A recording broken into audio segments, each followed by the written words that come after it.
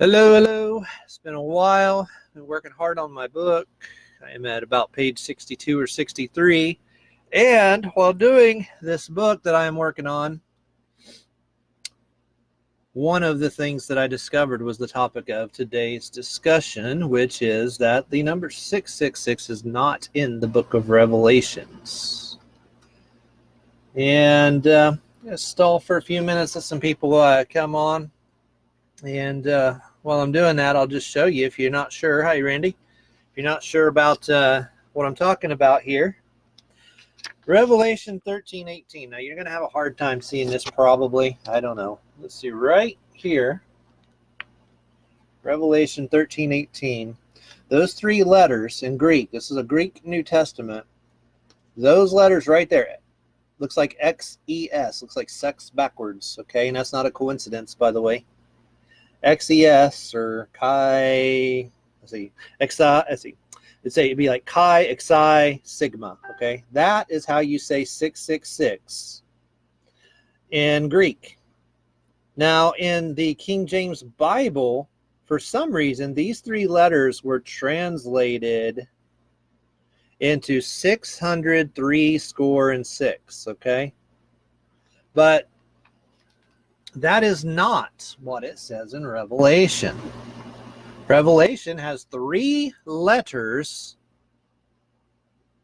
that completely replace that entire phrase, which I would have to say is a mistranslation as best as I can understand it. It could possibly, depending on how you look at it, could be accurate if you replace one letter for another letter that currently holds the value of 6.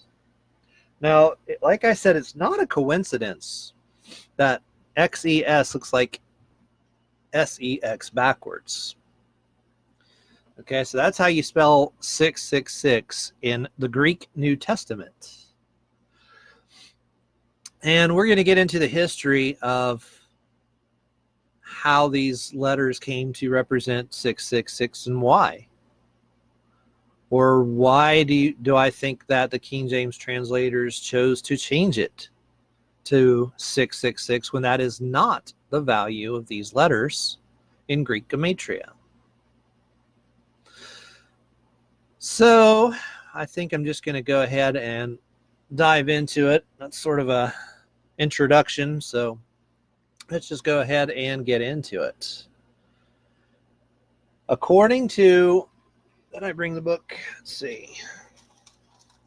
No, I didn't bring it. But according to the book of that a friend brought me, sent to me, the Bible says in Genesis 1:1, in the beginning, and the word there is bereshith. Wrong marker. Let's use this one. I think I just moved this. So here's the Hebrew word in Genesis 1:1. That right there, shith, means 6. In Star Wars, when you have the Sith Lords, remember that most movies made by Hollywood are made by Jews. They understand this knowledge. The Sith Lords are the 6 lords, that represents 6. So Genesis 1:1 would read in Hebrew, according to Kabbalah, in the beginning, God created 6. So the very first thing, you have to understand that Genesis 1:1 is meant to be a mathematical riddle, much like Revelation 13:18. Now, that's why you have Adam and Eve. And for years, I always thought, sure is suspicious how that sounds so much like odd and even. But I just thought, I must be crazy, until I started hearing other people talk about it. And then recently, and I said, my suspicions all these years are right on. It's like sometimes you just don't want to tell yourself the truth and look into it because it disturbs what you've been taught, But a whole lot of the book of Genesis is meant to be a mathematical riddle And a lot of that is explained in Kabbalah, in the Zohar. Okay, so a lot of Hollywood movies that are made primarily by Jewish producers are going to be full of this sort of knowledge. Star Wars is no different. Today I was just watching downstairs with my kid. She was watching, what's the show called? It's the one with Storybrooke and Once Upon a Time. It's called Once Upon a Time. And the witch in there is like witches in so many other Hollywood movies. Of course, one of them is named Selena, which is another word for the moon. And they always live in apartment or address number 108. Without fail, every time you see a witch in a Hollywood movie, they always live at 108. And they're named Selena because Selena means moon. And 108 is the radius of the moon, 1,080 miles. The extra zeros don't mean a whole lot. In gematria and numerology, you can discard them, replace them. The point is, anytime you see 1 and 8 together, it's referring to the moon.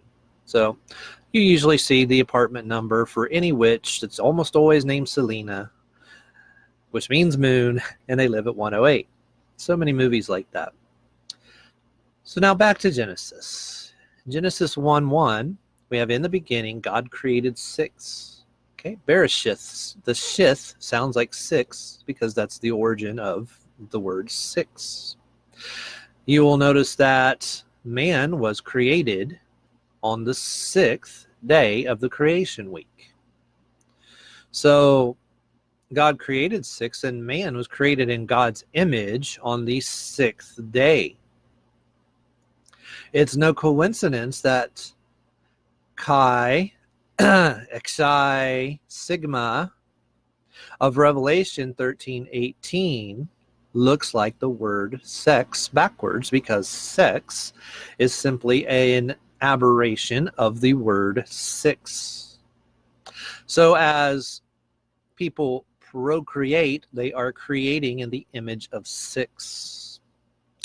Hey Pete, how you doing? I was just talking about your book that you sent me a minute ago. That's where I get that word Bereshith from. Pete sent me that book. It's what every Christian needs to know about Kabbalah. It's a good book.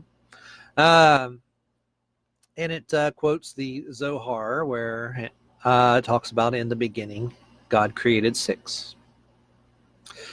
So what we have is a misunderstanding in the book of Revelation, chapter 13, verse 18, of the gematria of the letters in the 3 letters that are translated into King James as 603 score and 6. But as I just showed you, and I'll show you again for those that just walked up. Oh, shoot, I misplaced the bookmark there. But Revelation 13:18, right here, these 3 letters replace the entirety of 603 score and 6 in the Greek New Testament.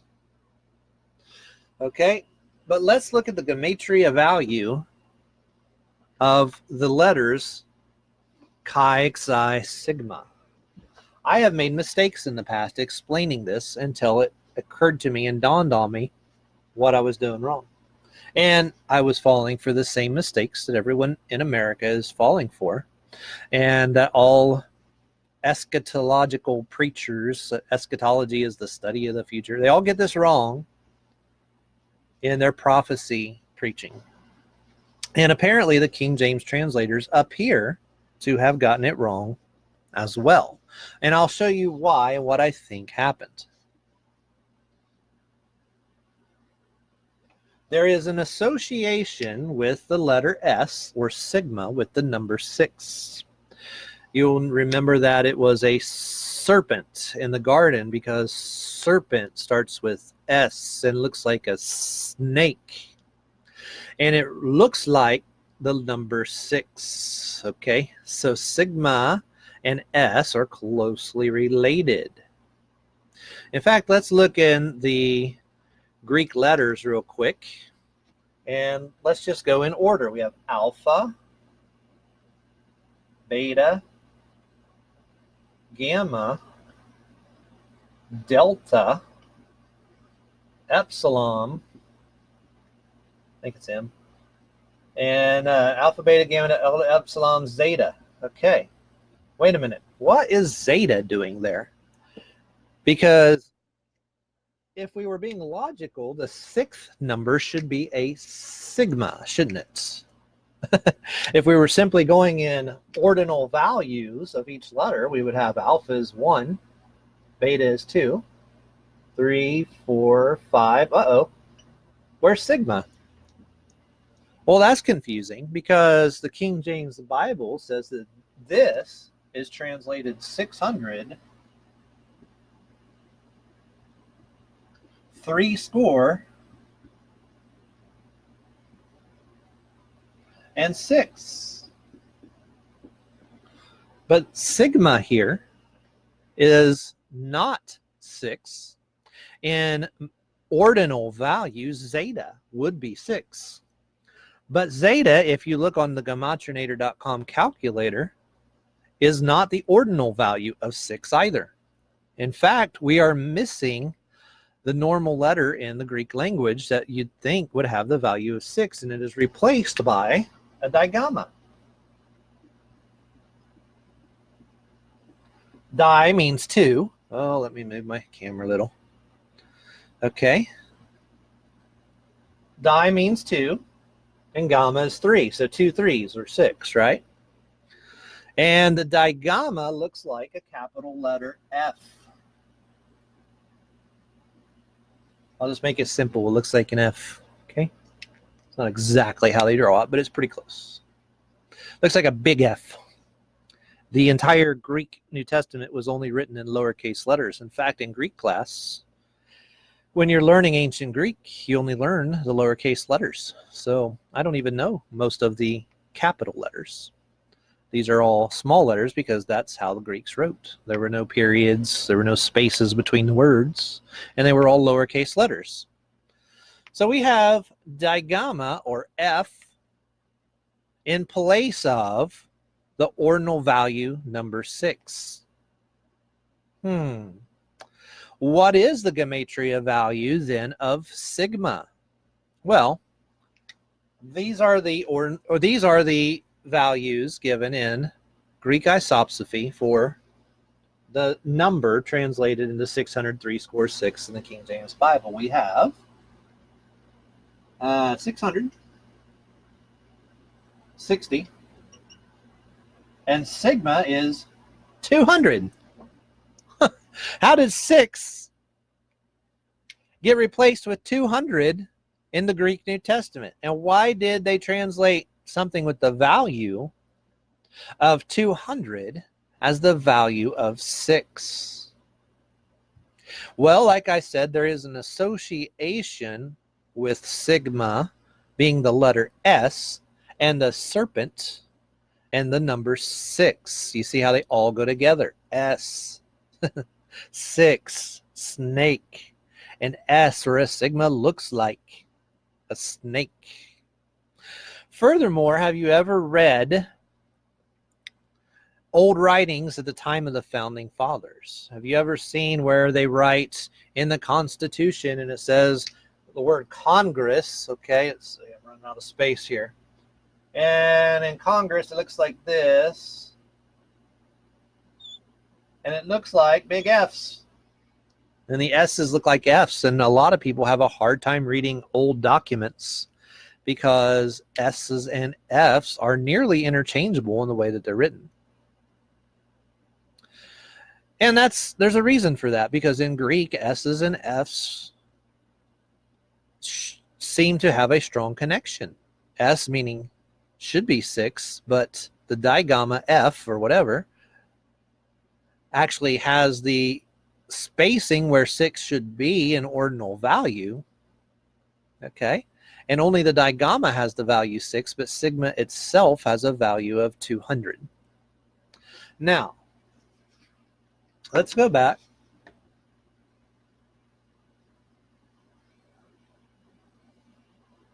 And let's see what happens when we multiply and divide all these numbers out. Okay? And let's see what the Greek New Testament actually says. Okay, it does not say what the King James Bible says. Okay. Instead, rather, trying to look at my notes while I do this at the same time. All right, so you take 600, multiply it by 60. That's 3,600, is that right? Or is it 36,000? 600 times 36. Problem is my notes are online too. They're in my book actually that I'm writing. But I can't read both and they don't fit on the page very well, so let me just use my calculator. So 600 times 60. Yeah, equals 36,000, right? Yeah, equals one more zero. Times 200. And that would equal 7,200,000. Now, what is 72? 72 is an important number because it represents the number of degrees on the pentagram, okay, between each point. So you have a circle pentagram.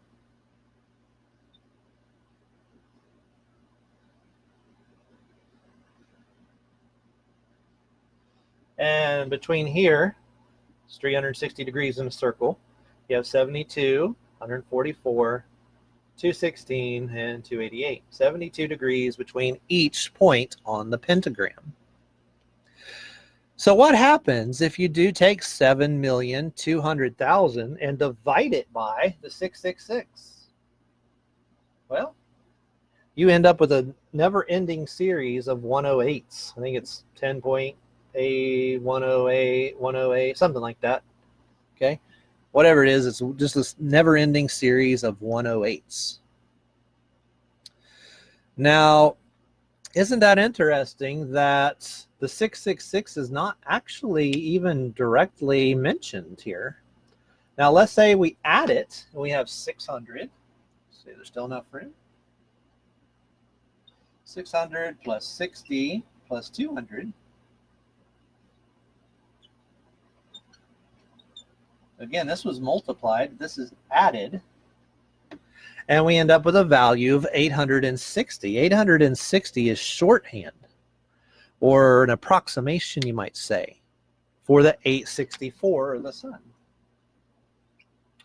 The sun is 864,000 miles diameter. Okay. And so 86 is just a shortened version of that. So either added or multiplied, the letters presented in the Greek New Testament of the received text of the Bible do not value in any way the number 666.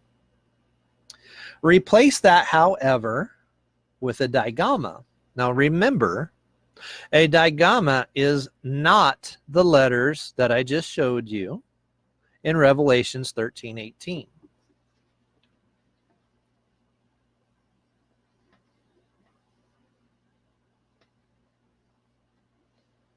Now, instead, the digamma does have a value of 6. So we'll use that instead. Now, multiplied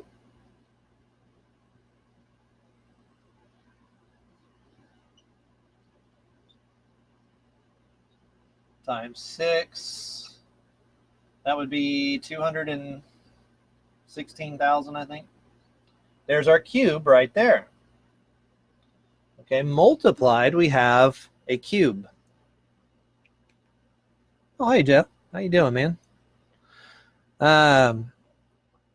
And there are 2,160 degrees in a cube. And Kabbalah is based on the cube. So if we replace our sigma with a digamma, which does have a value of 6, then we get our cube.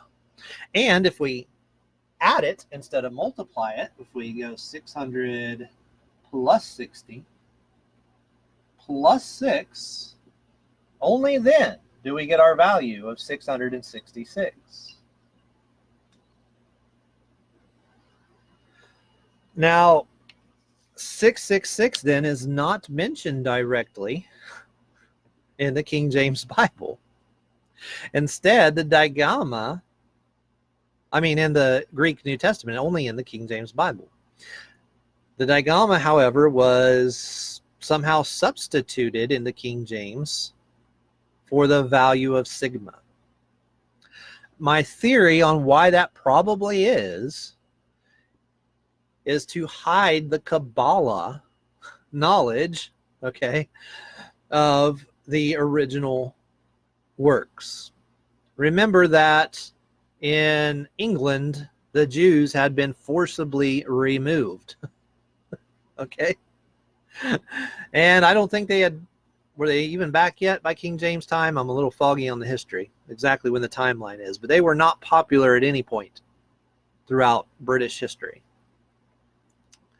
Now, would they want to remove the Kabbalah knowledge? Yeah.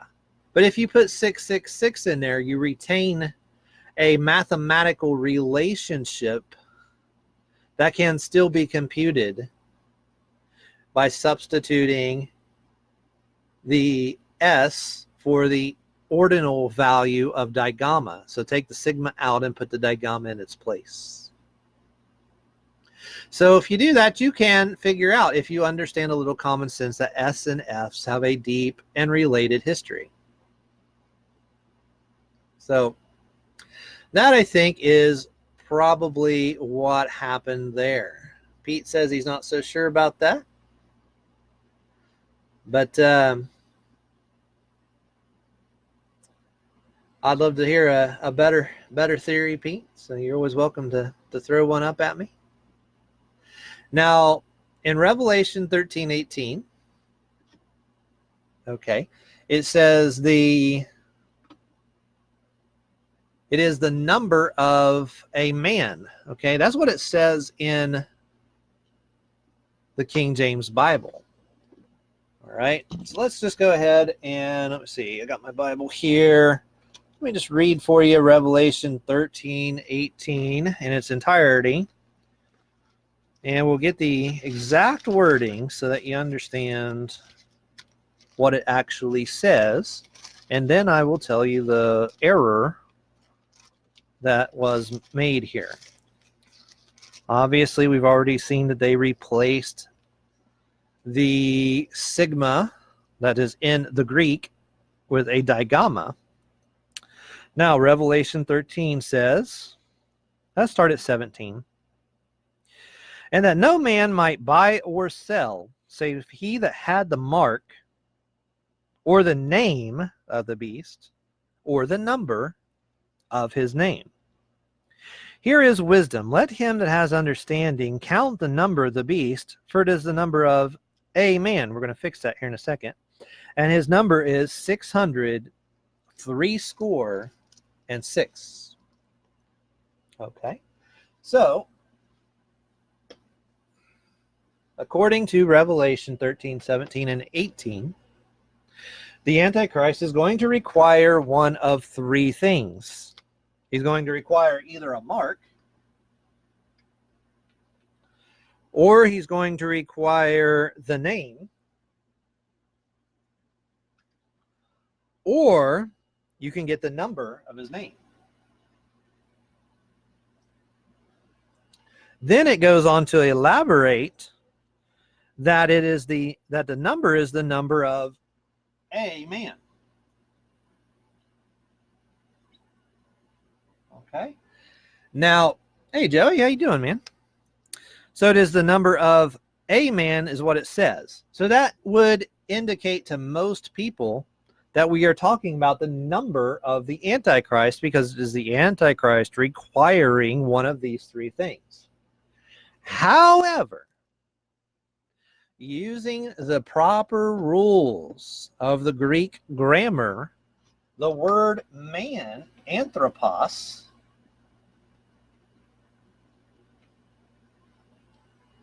does not require the use of an article. An article is a word like the or a. The would be a definite article. A would be an indefinite article, right? Okay. But the word man does not require the use of an article. Here's your article right here, an indefinite article that was in the King James Bible. How do I know this? Well, here's how you know. If you go and you look up the word man, anthropos, anywhere else in the Greek Bible, if it was required that you have a article in front of it, then you would be able to put the article in there at any place where the word man is mentioned in the New Testament, and it would make sense. So you would either have a definite or indefinite article.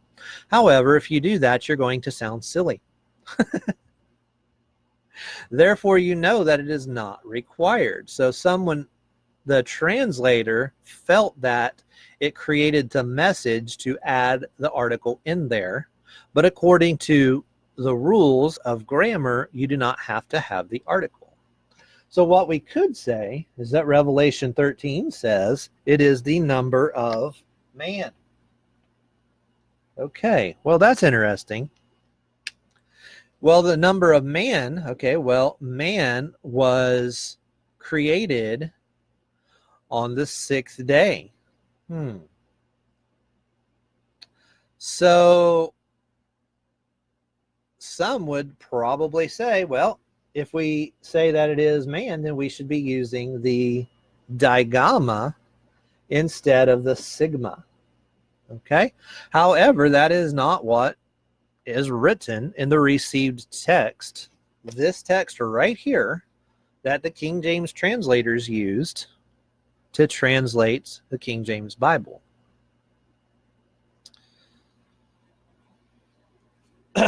So if we go by the idea of man being number 6 and the 6th day, then we should translate it as 666. We could do that. However, that's not what the text says.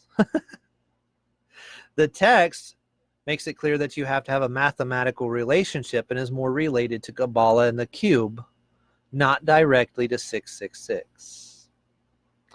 Therefore, we can understand that the number 666 is not necessarily the number of the Antichrist. Instead, it is the number of man.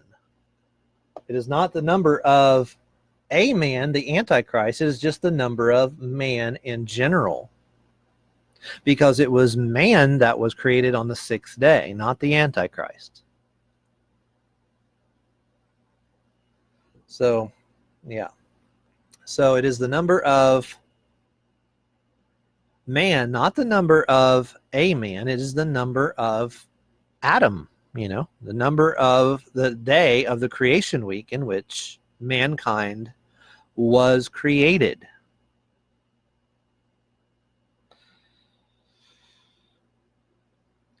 There's been a lot of confusion when we add the article here, making it look like it is the number of the Antichrist, which it cannot be.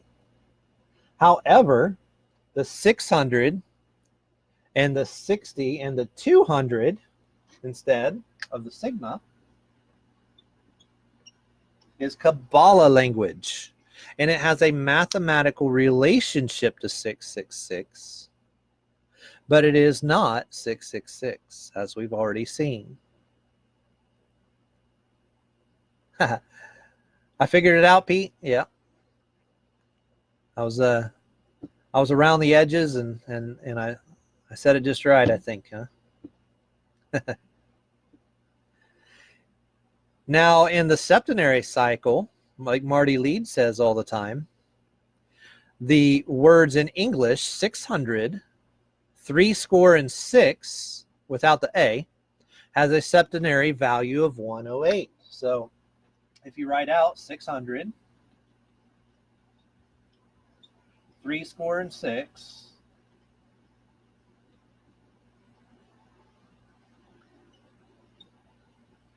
that has a septenary value of 108. And if you're not familiar with Marty Leeds' work, I do refer to him quite a few times in the book I'm writing. He talks a lot about the septenary cipher, which is the cipher that the King James translators use to hide the mysteries inside the King James Bible. It's based on the 7 days of Genesis. of the creation week. So using the 7-day of the creation week as a cipher for the rest of the Bible, which makes a lot of sense if you think about it. You start right at the beginning and you find the cipher for the rest of the Bible. Well, those letters, 603 square equal 108. 108 is, again, the radius of the moon, 1,080 miles, and is often associated with the woman. That's why witches like to use the number 108. That's why when I was just downstairs and my kids are watching, darn it, I just lost the name of it again. Once Upon a Time. Okay, they're watching a series called Once Upon a Time. And the witch, whose name is Selena, which means moon, and so often witches are always named Selena on movies, she lives in apartment 108. And that's why the witches have the moons on their hats so often. So we see that we are talking about the moon, and if you double that, that's 216, which is our cube number, because there's 2,160 degrees in a cube. So when we're talking about XES here, sex backwards, okay, the 3 letters that the Greek Testament uses in place of the entire phrase 603 score and 6, okay, these are Kabbalah values related to the moon, and that makes a lot of sense. Now, if we looked up the value of the word anthropos, let's see, I might have to Google that real quick. I meant to put that in my book, and I did not. I looked it up. Did I not put it in there? I thought I did. Hold on, I'm looking down. Looking down through, oh, here we go. Yeah, I did. Okay. Now, the King James Bible says it is the number of a man, okay? I say that you take out the article a, and you just read it as it is the number of man. The word anthropos, meaning man, let's see, it has a value of 1309. So anthropos equals, right here, 1309.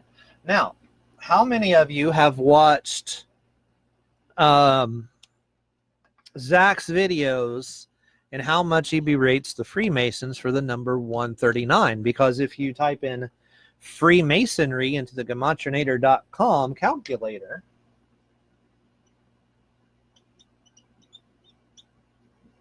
in the English ordinal cipher, it equals 139. Again, zeros are not important in gematria. You can erase it. 1309 is the same thing as 139 or 13.9 or 1.39 or 0.00000000139. Doesn't matter. Okay. It all means the same thing.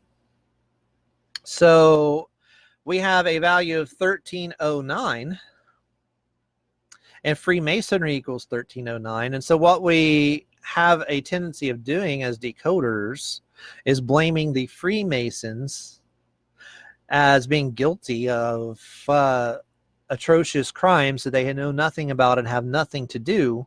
However, they are sharing this value of the word anthropos, meaning man. Isn't that interesting? Hey, Mike, how you doing? So we're seeing a lot of very poor decoding, and I was guilty of that too. Because this knowledge came on to me suddenly and fast, and it poured on me like a flood, and I didn't know really how to filter all this knowledge. So it took me, I mean, you know, I've only been on it 11 months now, and if you figure to understand all this in 1 year is pretty amazing, but I really didn't understand what all these associations meant. For a while, I thought, well, does this mean that they're predicting things they're going to do? And it's not so much that. They're not really predicting things they're going to do most of the time. Maybe occasionally, okay, there was some 9/11 predictive programming in movies. There appears to be some Golden Gate Bridge destruction prediction. However, when we tried to tie it to Tisha B'Av, we found out it didn't work, okay? So there was some things that happened on Tisha B'Av on the Temple Mount, which was the first prediction that Zach made, okay? But it doesn't generally mean a prediction, and the things that we are blaming on Freemasons are not Freemason related, and that needs to change. Okay, but it does have an important association with man in the Bible, and it also has the association of 3 and 9 in gematria. The ones are not very important. The rule of Kollel, you can change that to a 0, and you're left with 3, 9. The books of the Old Testament are 39 books in the Old Testament. 3 times 9 is 27, and we have 27 books in the New Testament. The word Jesus, 45666 in the septenary cipher, adds up to 27.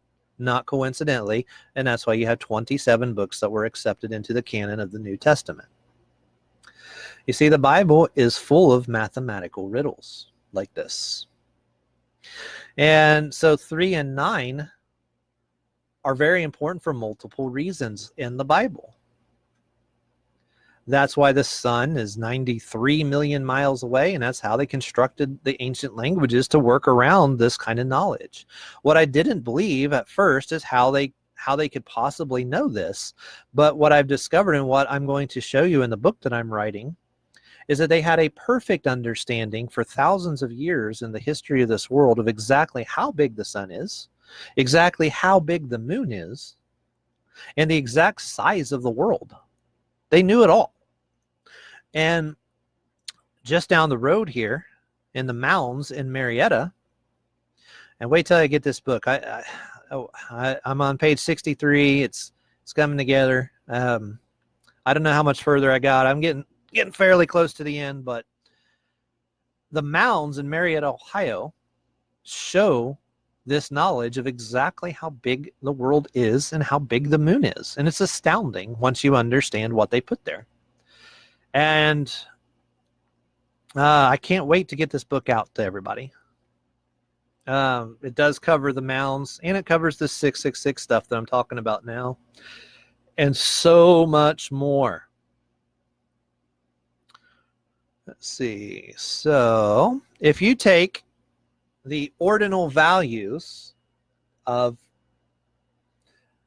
chi, xi, sigma, okay, and that would be added together, you would get an ordinal value of 59. Now, you may have noticed that Freemasonry also on the gematrinator.com calculator also equals 59, which adds more to the confusion of why people say this. But what is 59 and 59 added together? It's 108. What are we talking about? The moon. Okay. So Freemasonry is borrowing symbolism from the moon, from man, from the Greek, from Greek ciphers. But what none of it came from them. It's simply going through them. They're using the ciphers. They're using the knowledge that is contained in the Bible for themselves, but they didn't come up with it. So blaming them for the murders doesn't even make sense. Blaming them for everything they did, or for what people say they did, is just not true. You know, it wasn't the Freemasons on the Las Vegas shooting that killed people. However, they would have some similarities in the gematria, because the people that did kill those people in Las Vegas used a lot of similar gematria. So there's going to be some overlaps, but the purpose is not to say that the Freemasons did it, although I'm sure they're very happy for you to blame the Freemasons instead of the people who did do it. But they did use Kabbalah and gematria knowledge to commit the murders. There's no question about that. You know, just like Paddock starts with 216 in the septenary cipher, the guy that they blamed and set up for the Las Vegas shooting. Even though there was no holes in the windows, you know, what happened? Did the bullets just like go magically through the windows, you know? But and it was obvious that, they were shooting people from the helicopters and all that. But because I know Hugh Squire knows exactly what happened, and he knows who the people were that shot those people in Las Vegas. He was there either the day of or the day before the shooting. And he tells you that it is um, for lack of a better term, the mafia, the people who protect certain entertainers. Each entertainers, a lot of Hey, Frank, how you doing? A lot of entertainers have their own people who protect them. And in the same year as the Las Vegas shooting, there were a lot of comedians being murdered. And they were going after Jerry Seinfeld, and Jerry Seinfeld's people killed those people as a sign to the people who were coming after him next to back away. And this is a man who was in the center, at the top, an ASCAP, an American Association of Composers and Publishers. Hugh Squires was a member of ASCAP. Okay. He understands how this association works. He's had people try to hire him to be a hitman. He knows how it works. He's had people try to hire him to do arsons. And that's why it's really interesting, because he's told me himself that these people work by codes. Okay. Where are you going to get knowledge like that? People really need to wake up to what Hugh Squires is saying. And that's why the fire that we had down here in Parkersburg at the Ames plant was done by a arsonist who knows this knowledge. Fire and Ames have the same gematria value. That's not a coincidence. Exactly the same in all four ciphers. You can't get any more clear than that. Obviously, somebody knew that. And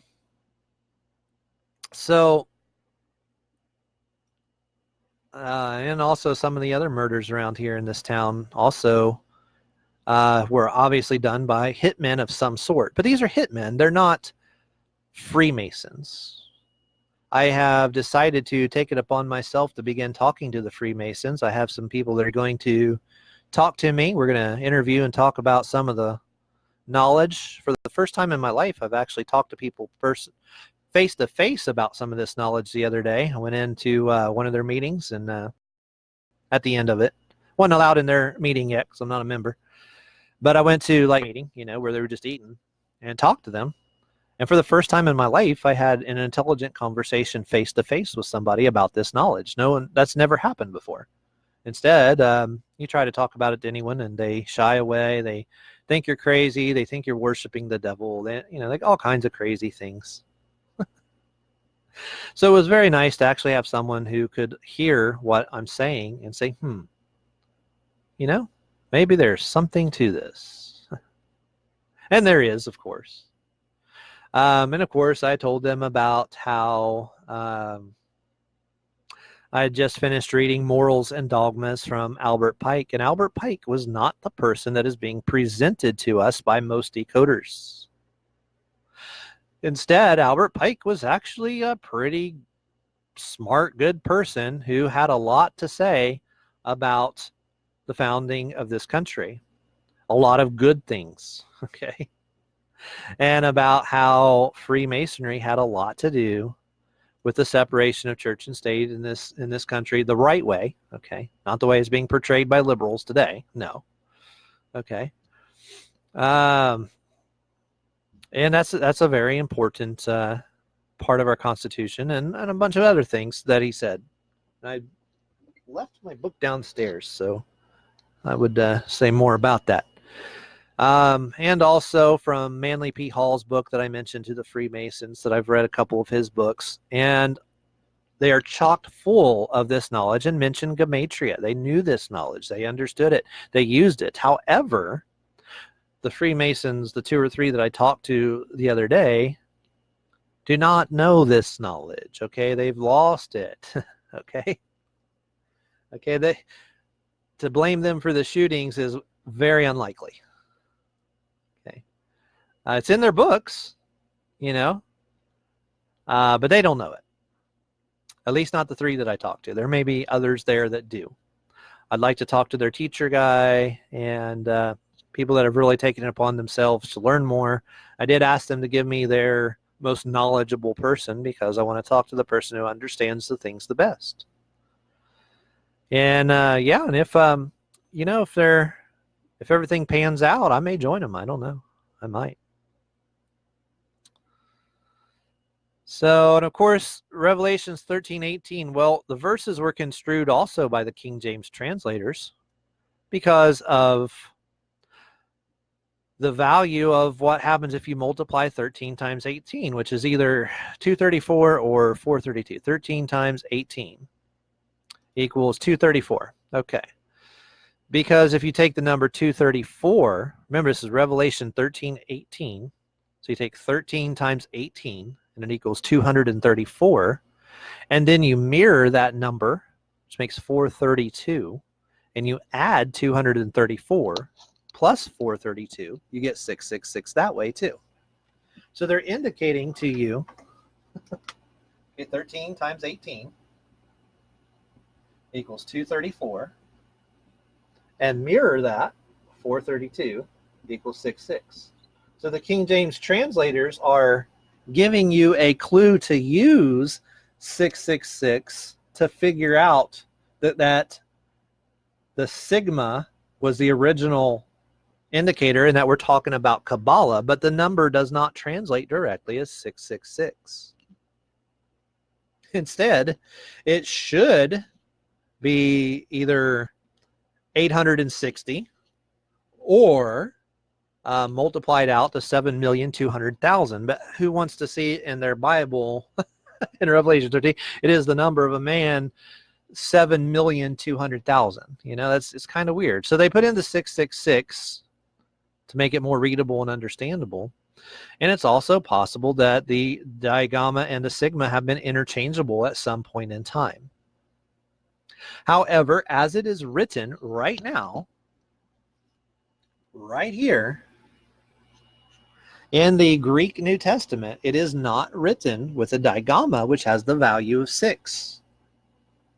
Instead, it is written, oh, hey, Scott, it is written with a sigma, which has a value of 200.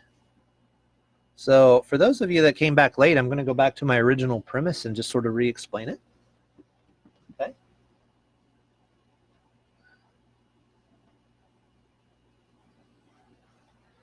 Now, let's go back to Revelation 13:18 in the Greek.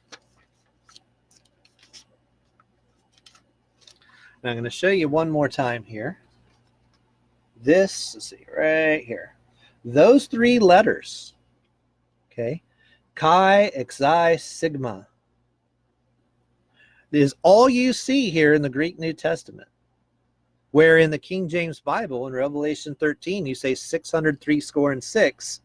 This is all you see in Greek. That's it, 3 letters.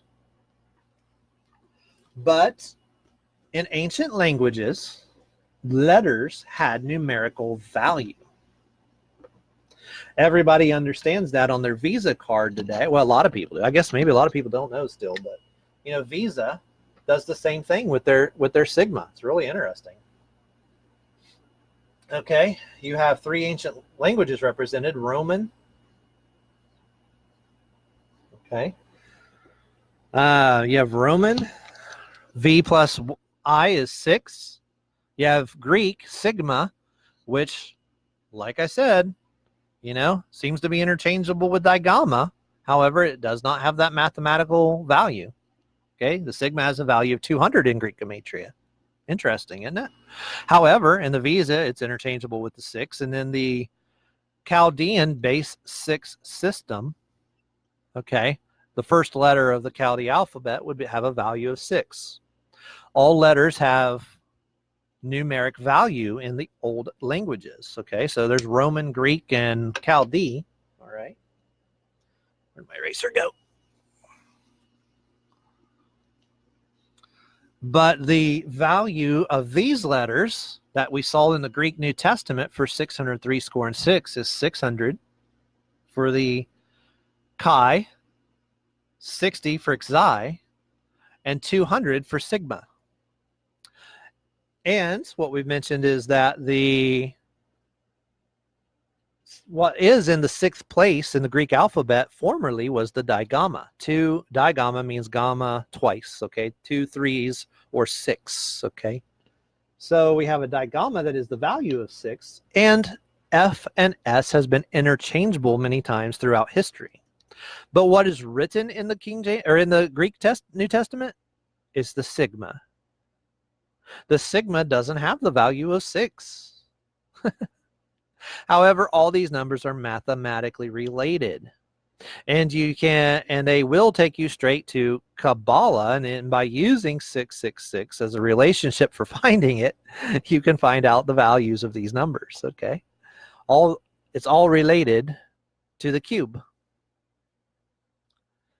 The whole Bible has this cube gematria all throughout it, and it has a lot of pi too, and a lot of. I mean, when you think about, Jesus was descended from 3 groups of 14 ancestors, and 314 is pi. That's not a coincidence. That was done on purpose. And when we read these things, so we see Adam and Eve, and we realize, oh, odd and even. And we've always thought it in our heads, at least I did from an early age, but I just dismissed it. I said, nah, that can't be what it means. That's a coincidence. Until you start understanding the rest of the puzzle, and then you go, oh, that's exactly what it means. Okay, it's a picture of Kabbalah. Okay, it's the beginning. In the beginning, sixth, Bereshith. Okay, in the beginning, God created 6. Shith is 6. Another interesting thing that I discovered is that the 6th letter of the Hebrew alphabet is the Yod. Okay, so it's like something like that. Okay, if you've seen the energy drinks, there's a lot of people on the internet making to do with the monster drinks because it has 3 Yods, okay, or 666, right? Well, Yod would be spelled like this, okay, which is where we get our word God from. Okay, so God literally is the Hebrew number 6. Man was created in the image of God, so he was created on the 6th day. In the beginning, Bereshith, okay? In the beginning, God created 6. Shith and 6th, like the Sith Lords on Star Wars. It all means the same thing. They're the Kabbalists saying this. They understand this, okay? So God comes from the Yod, which is the 6th letter of the Hebrew alphabet. So man was made in the image of God. In the beginning, God made 6, and man was created on the 6th day. 666 then is not the evil number, okay? Because the number is not the number of a man. Like I said, in Greek, you don't need that article. To prove it, all you have to do is put the letter A everywhere man is in the Bible, in the King James Bible, and see if it fits. No, you don't need the article. By the rules of grammar, you can take the letter A out, and so it is the number of man. Well, is 6 evil? We've got this idea that 666 is some kind of an evil number. Okay. But the Antichrist in Revelation, he is requiring the number of man be put upon you. Okay.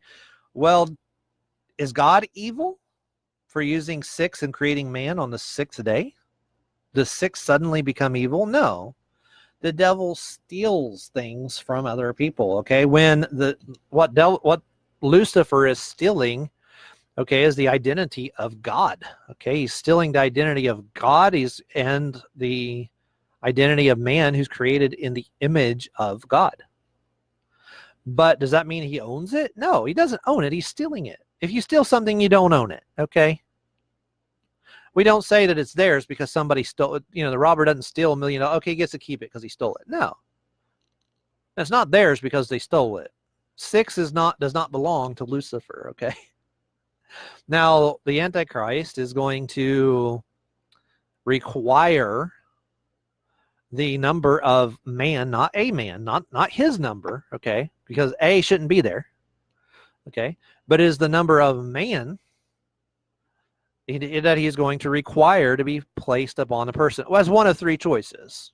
You can either have a mark, or you can have a name, or you can have the number of the name.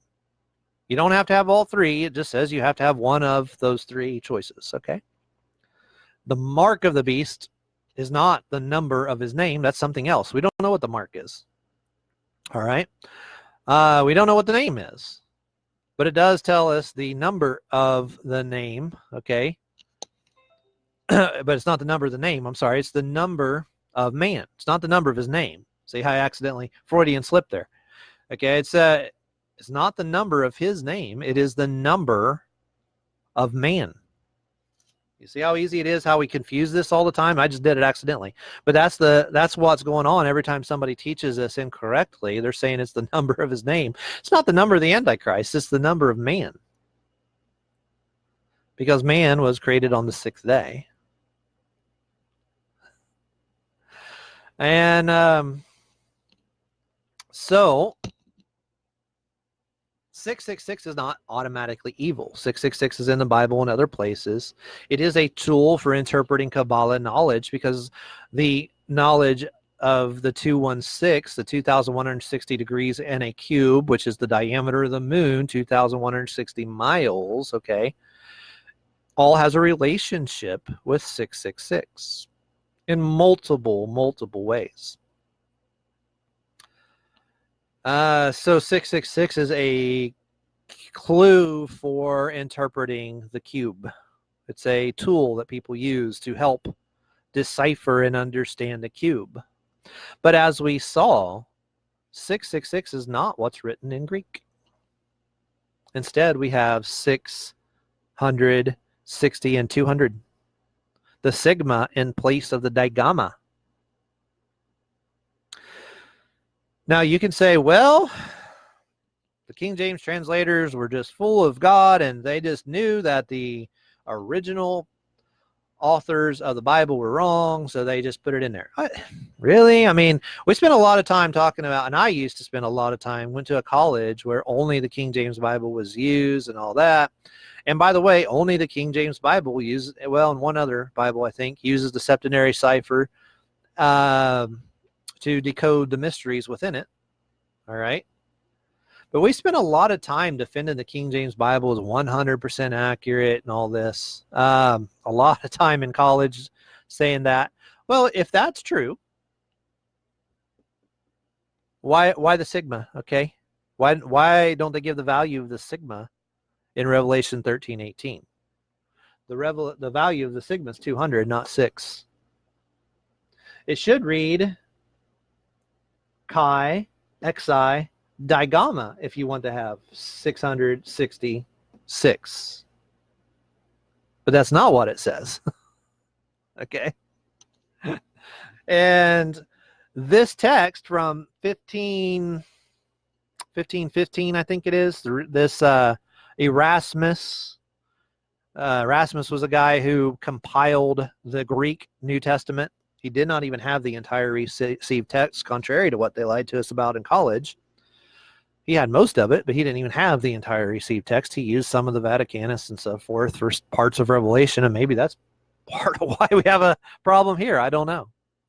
That could also be another possibility, because Erasmus didn't have all of the received text. But in college, they always told us, the King James Bible was perfect, 100% perfect. Well, okay, is it? I mean, we're missing some things here. We're also missing a whole lot of numbers in the ages of some men in Genesis, too, that were taken out by the Masoretes.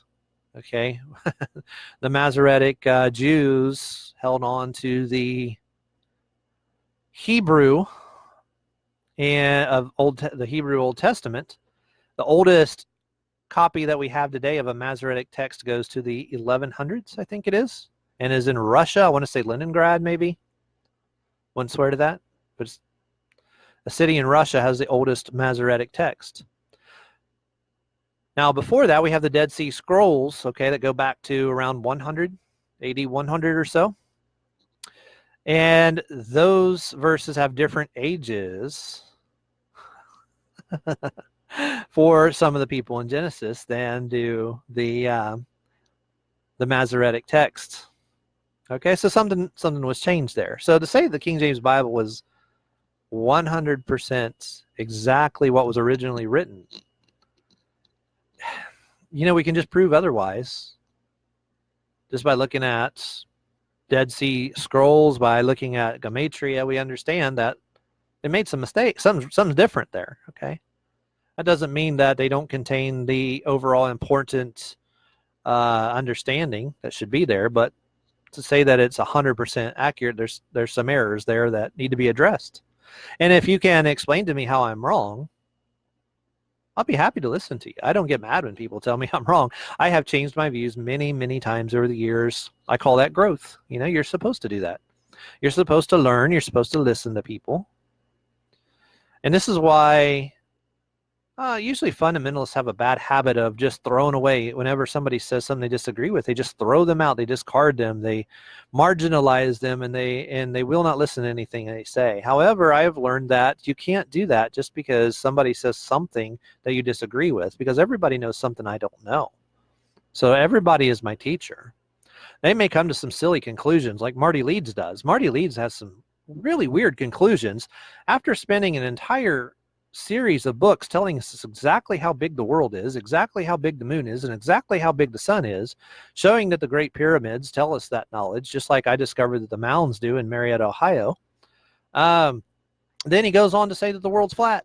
I mean, after book after book after book of telling us exactly how big it is, then he tries to say that the world's flat and the size is unknowable. It's like, what happened here?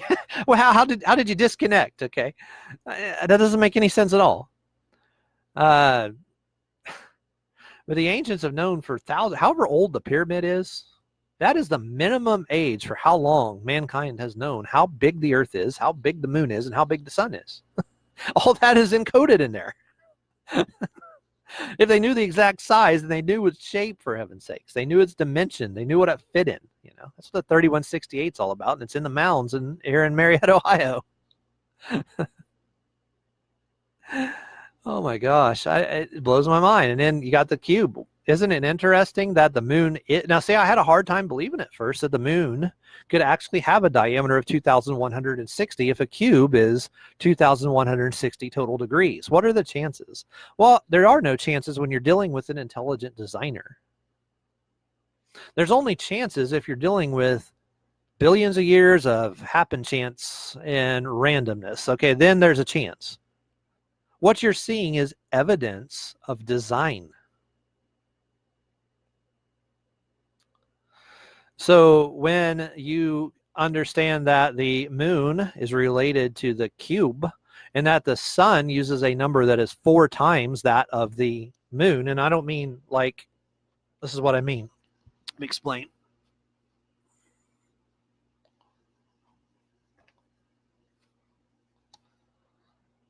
There's my marker here.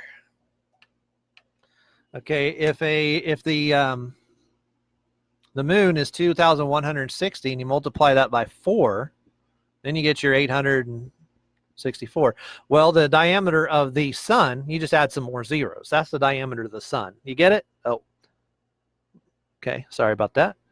So that's, you got the 2160 is how many miles is the diameter of the moon. Multiply that by 4, you get 8640. Then you just add the extra zeros, okay? What are the chances? Well, there are no chances if you're dealing with intelligence. And that's another mystery that's encoded in the Freemasonry symbol that I'm going to have to go back and explain to the Freemasons, because I honestly don't think they understand their own symbols. From what I'm gathering, they may not have a real good understanding of most of this. So to blame them for murders like we've been doing is absurd. But the people who are doing the murders do have a lot of this knowledge. But it's not them. They're just using the same symbols, okay? And most of the Freemasons don't seem to know it. But here's their symbol, right? You have the compass, okay? And the square. Well, a square, okay, measures 4 sides, right? All right. And this measures a circle. All right. So you have the circle and the square. So you have the moon and the G, which stands for God, according to the Freemasons and the story of Hiram Abiff losing the G and all that, or losing the name of God because he wouldn't give it to the Jews. And then, that's their initiation ceremony. Okay. I can tell you because I'm not one yet, right? So, okay, so the G could also stand for the generative principle, in a representative, metaphorical way. The woman, okay, because the circles represents the woman, and so does the cube as a square. But in this case, a lot of people make the mistake of thinking that the square here represents the earth, and this is a big mistake. And I think Marty Leeds might be making this mistake too. Okay, if you look at a lot of symbols of a lot of representations of the Freemason square and compass, they usually have a moon and a sun next to them. Not usually, but a lot of times, okay? They have a moon and a sun next to them. Well, in this symbol, the circle's the moon, and 4 times that, because there's 4 sides on a square, okay, you have the moon and the sun. Like we said, 216 times 4, 864. You see? Okay, and no symbol is immutable and unchangeable. Okay, there is no symbol that says you have to use this and only this every time, because most of the time the cube represents the woman in the matrix. Okay, but in this case the circle does. But symbols can mean different things for different illustrations. The devil steals symbols like the serpent and the 6 and tries to make it his own. But he doesn't own it. He's a thief. Okay. And there is no reason to be scared of the number 666. Because like we said, the devil, the number of his name, he is requiring the number of man, which is, well, what is the number of man? Well, the number of man is 6, right? And we're back to our, chi, xi, sigma, okay? So, which is 600, 60, and 200. Kabbalah language, not 666. Okay. We don't have to be afraid of 666. Okay. Now, if somebody is trying to force you to take it, then you understand that maybe the devil has decided to use 666 exactly as it is written in the King James Bible, and then you don't want to take it. Okay. It's also interesting, like I said, the XES is the same as sex backwards. That's not a coincidence. Has anybody ever discussed at church and eschatology circles about how this could represent a sexual component to the number of the name of the beast? Or not the name of the beast, but the number of man. See, I keep saying it. It's like habit, because I've spent my entire life learning it wrong. And so I keep saying the number of the beast. It's not the number of the beast. It's not the number of the Antichrist. It's the number of man. Okay, but God is not evil for saying in the beginning 6, Bereshith. Okay, God is not evil for making man on the 6th day. Man is not evil because he was made on the 6th day. There's nothing evil about the number 6. It might get used for an evil purpose, but we've got to stop thinking that numbers are evil. We've got to stop thinking, as I have made the mistake many times, and recently, because my knowledge is growing fast and my understanding of the universe is growing fast. But I'd say exponentially fast. But we've got to stop thinking that symbols are automatically either good or evil. Symbols are just symbols. They could be used by God or they could be used by the devil. God says that he is light, and the Bible likens God to light, but God also says that he told Solomon that he prefers to dwell in darkness. Well, how does light dwell in darkness? Does that even make sense? No, they're 2 different metaphors, okay? And God can say both, and the devil, you could say that he makes himself as an angel of light, or that he's an agent of darkness, Why are God and the devil using both of the same symbols, okay? You can't say that God is always light and the devil is always darkness. I mean, I understand that one is good and one is bad, but, the symbols are interchangeable, okay? It depends what illustration you're trying to make. And nobody owns those symbols, okay? God uses both symbols, for goodness sakes. God doesn't even say that I always use this symbol and only this symbol. I think that is a lot of the problem and a lot of the misunderstanding that goes on, is that we get caught up. And I've made this mistake so many times over the years, into my first video, the very first video I made when I decided I'm going to start challenging things. I want to start learning the world. Well, I went to the Mason place here down the road, Lodge, and I stood outside their sign, and you can go back on YouTube and look at my first video. And I'm like, what the heck is this? What does this mean? And I was like trying to give guesses, having learned nothing of what it meant, assuming that it was evil. And it's not. It's not evil. Okay. Now it is interesting that the star that the ladies use for the ladies auxiliary group, okay, is an upside down pentagram. Okay, it is. To Satanists, this is a sign of what do they call that guy? Their goat god or whatever, with the horns and the beard and all that. Well, to Satanists, they might use the same symbol, but they don't own it. They're stealing it, okay? But it doesn't mean anything except it's a woman symbol, because look at the bottom pentacle. Each point is called a pentacle, okay?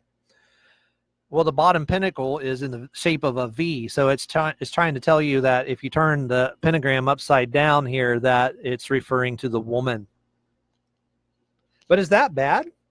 Let me show you something from the Bible. If you think that turning the pentagram just automatically means bad, let me show you something from from Jeremiah chapter 31. 31:22, I think it is. Let me look here. Jeremiah 31:22. I hope I got the right verse here. Yeah.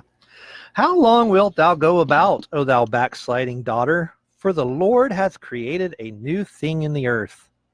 A woman shall compass a man. What in the world? Is God a feminist? Uh-oh. No, not like in modern liberal terms, but I'll tell you exactly what that means. Okay, did not God create man first? What did Jesus come to bring to the earth? Well, there was already a whole lot of truth in the earth, but John said of Jesus that Jesus came to bring that he was full of grace and truth. Okay. He said, we beheld his glory. The glory is of the only begotten of the Father, full of grace and truth. He was the balance of the masculine and the feminine. Masculine meaning the truth, and the grace meaning the feminine. Now, was there not already a lot of people who were self-righteous and full of truth? Now, sure, Jesus brought the correct truth, and it takes nothing away from the carpenter to say that he has both. But what was he primarily bringing to the world? Salvation, grace. Okay. So I don't know if I said hi or roll or not. Sorry if I'm so wrapped up in my thoughts here. But how you doing, fellas? And Brent and Bertum. I think I said hi to everybody. If I missed you, Scott, hi, Scott. But Jesus came to bring primarily grace and salvation to the earth. That is what is considered the feminine principle, okay? In the New Jerusalem, which, by the way, is a cube, remember how I said that the whole Bible is full of Kabbalah, okay? But if you notice that it's a perfect cube in the New Jerusalem, okay? Jesus replaces the sun and the moon because he's the perfect combination of the sun and the moon. That's why Jesus also said that, you people don't understand. He says that in heaven they're not given in marriage like they are here, but they're like the angels. People are like the angels. They're neither man nor woman. Why? Because they are perfectly balanced between the masculine and the feminine. And in Revelation, there is no sun or moon because the Lord is the light thereof of the New Jerusalem, which is a cube, a perfect cube. Okay. That represents just like the Kabbalah language in Genesis chapter 1. But however, right now we are separated between the masculine and the feminine, and Jesus came to provide the grace and the salvation and the feminine principle. That's what Jeremiah was talking about. But by the way, another prophet called him the Son of Righteousness. So like I said, no symbol is immutable. No one says only this symbol can be used for anything. There is no rule like that. We've got to stop thinking like that. But in Malachi, the prophet said talking about the coming of Jesus, the Son, capital S-U-N, of righteousness shall come with healing in his wings. He called Jesus the capital S-U-N. Think about that. So he's called the sun, and he's also called the moon.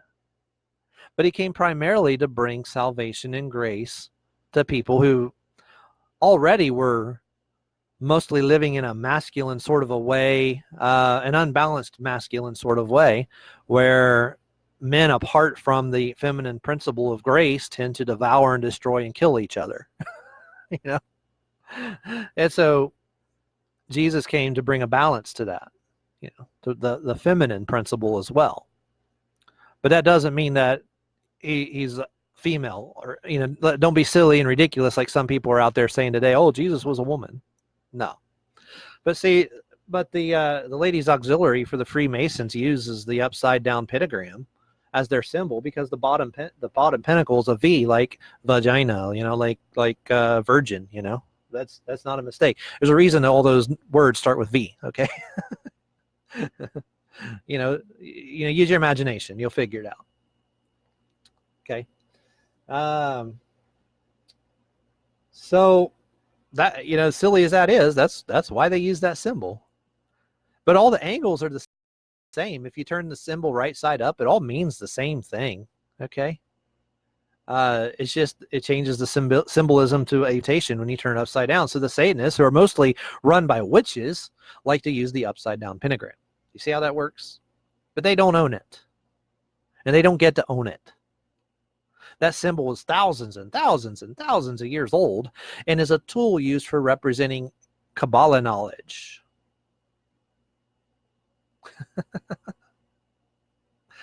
Just like an old type of tape measure for studying Kabbalah. Okay, that's all that is.